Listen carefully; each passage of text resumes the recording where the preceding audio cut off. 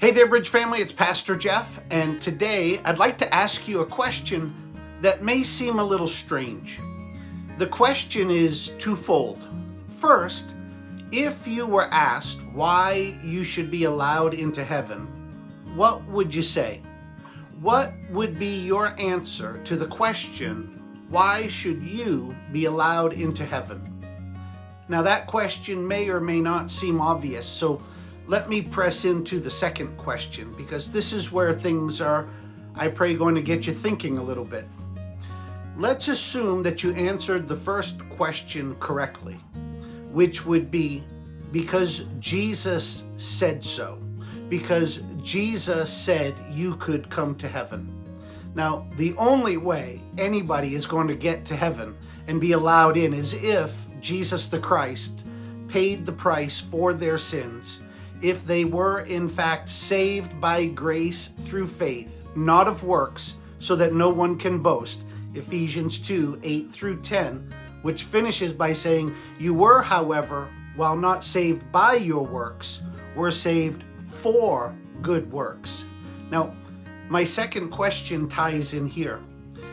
If you answered that you are allowed into heaven because Jesus invited you in and paid your price, what if the second question was, can you prove it? Can you prove it? Where's your proof? Christian, I want to ask you to take a look and see if you've got proof. Now, Jesus also addressed that question in two different ways, and it comes down to what he called fruit. The proof of the root is in the fruit of one's life. He let it be known that it's the Father's will that we, Christian church, that we bear much fruit. And he also warned his followers that the false prophets, those that were not truly his but claimed to be his, could be recognized by their fruit.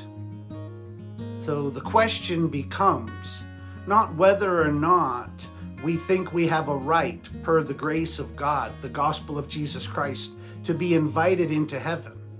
But the question now becomes, is there evidence of such a truth in each individual's life? Now, that's not to say you need to work your way in, but it is to say, per Jesus, those that follow him, those who faithfully follow him, will bear fruit.